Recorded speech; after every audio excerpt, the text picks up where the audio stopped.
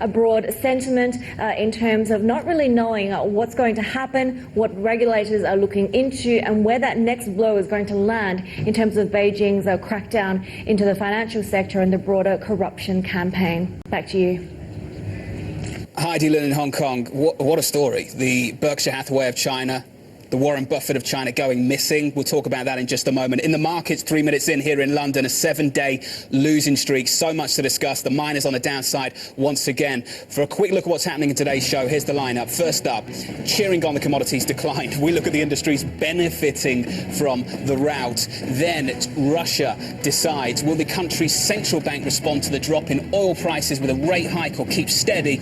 And later, French politics. What to expect from this weekend's second round of regional elections.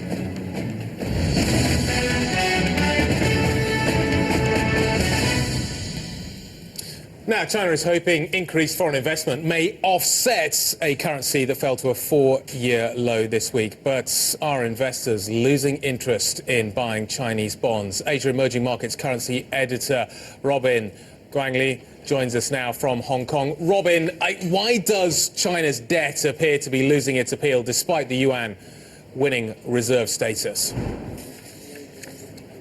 Yes, it doesn't seem to be quite working the way we thought it would. The yuan used to be Asia's, 6 months ago, used to be Asia's hottest currency trade. Now it's closing at about 4-year lows. And also we have the yield advantage of Chinese bonds over U.S. treasuries dipping to the lowest in about 5 years. That is fast eroding the appeal of Chinese debt. And then we have the FOMC next week. If they do decide to increase rates, which is widely expected, then that's going to be even more bad news for Chinese debt. Robin, it's Jonathan here in London. Just talk to us about what's happening with the currency. So much noise, so many headlines around it, the biggest weekly drop since August. Give us a little bit of perspective and try and tie this into the IMF decision just a couple of weeks back. See, Jonathan, the thing is that we've seen the yuan dropping in 8 of the past 9 days since the IMF decision. One must understand that it was never expected to rise horrendously just after the IMF STR entry. So what's really happening now is that the feeling in the market is that the PBOC is trying to kind of release some of the pent-up depreciation pressure. It had been holding up the yuan for months before that. We had the depreciation, the devaluation in August, but then before that and after that, it spent billions of dollars pushing up the yuan. So now it's trying to release some of that pressure so that there's no run on the currency when the FOMC does decide next week to raise rates. So that is basically what the market is suspecting. Robin, we've had this discussion already this morning, but I'm really interested in your take. We've talked about whether or not we're looking at a devaluation or whether we should be calling this a depreciation. It maybe sound like semantics, but actually, is this important? I think it really is because, you see, first of all, we've had Premier Li Keqiang having very little choice but to allow the decline in the currency because, he has to meet a growth target of about 6.5% annually over the next 5 years. Exports are declining, foreign exchange reserves are depleted, $87 billion. The market had expected $33 billion to drop. So he's got very little choice but to allow a decline. That said, I would not call it a devaluation because a devaluation suggests a more extreme kind of policy change, and the PBOC doesn't seem to be going in for a policy change at the moment. I think a depreciation, allowing a managed depreciation would be more accurate, in my opinion. Robin, great to have you with us this morning to break that down on this programme. Thank you very much. Stephen Major, Global Head of Fixed Income Research at HSBC, still with us. Steve, we finished the last segment talking about central bank communication. We go to the world's second largest economy, kind of scratching your head as to what the PBOC are up to. You never get those big statements with the minutes in the same way the Federal Reserve have released in the past, 20 years. How do you make sense of what's happening in China without that kind of stuff? Well, they have the advantage of looking at everybody else and figuring out a better way of doing it. It was only 20-odd years ago when the Fed wasn't communicating what its rate was. You had to actually guess what the Fed funds rate was after they'd moved the quantity of money. It was about adjusting the reserves at the time. So for China, they have the option as well of looking at the ECB's communication recently looking at what the Fed's doing and maybe doing it differently. Guy, it makes our life easier when they do the yeah. statements and the minutes. For you, though, Steve, is this actually a better way of doing it, then? Well, look. I was saying before, nobody's entitled here to know exactly what's going on or to make money out of this. And actually, being slightly opaque seems to make sense to me. But we're back to Greenspan, aren't we? Yeah. Bernanke said very clearly, yeah, if you understand what I'm saying, you clearly didn't understand what I'm saying, which was the famous quote from him. Bernanke's quote subsequent to that is basically, central bank policy making is 10% policy and the rest is communication. Yeah, exactly. So why have we gone from one to the other?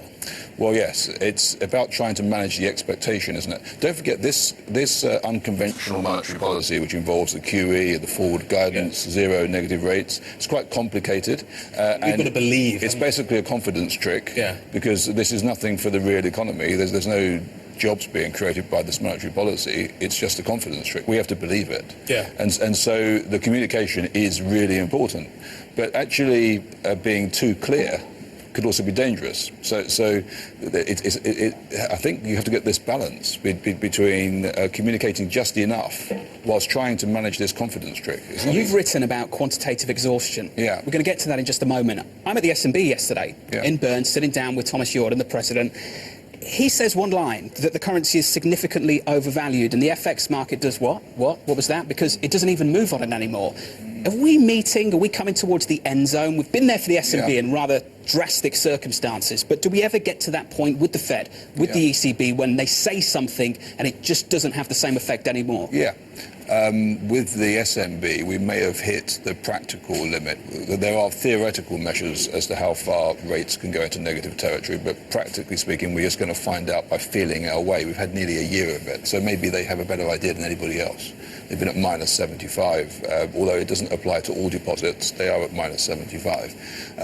This exhaustion idea, I think it depends where you are in the world, and maybe what happens if you're exhausted with one unconventional policy, you then try another.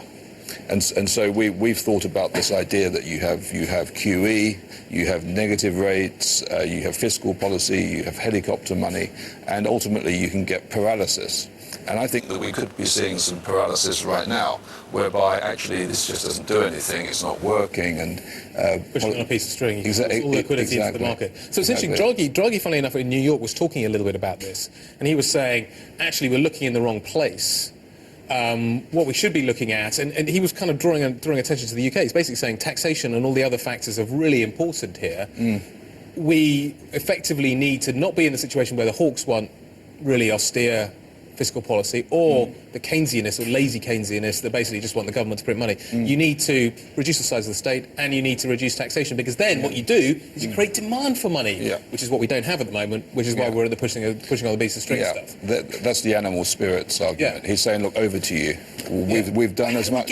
We've done as much as we can. Can we now have some help from the governments? Now, the governments could they could implement structural reform. You can see in countries like Spain, there's a clear benefit coming through, although people on low wages probably wouldn't agree with that. But the fact is that the market is working and the economy is growing.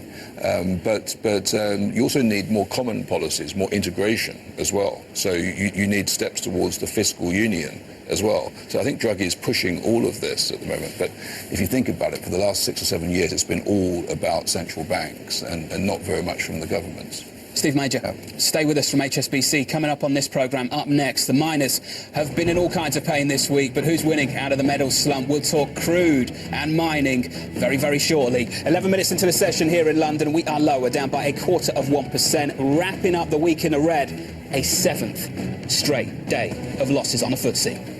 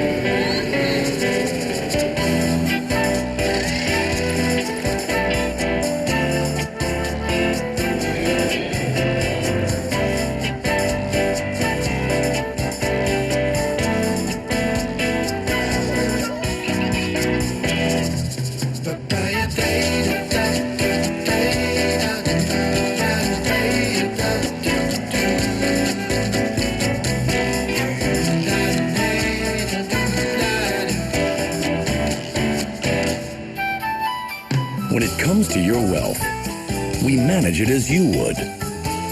Like you, we believe success is built on the Asian values of integrity and hard work. Bank of Singapore, Asia's global private bank. Good morning. Welcome back to On the Move. Good morning from the City of London. The FTSE on a 7-day losing streak. There is a big reason for that. Big week for the miners. Both Glencore and Anglo American faced investors with last-ditch plans to protect their business from the commodities crunch. But it's not been bad news for everyone. Stephen Major from HSBC still with us alongside Bloomberg's chief energy correspondent Javier Blas. Javier, the winners. Pick them out for me.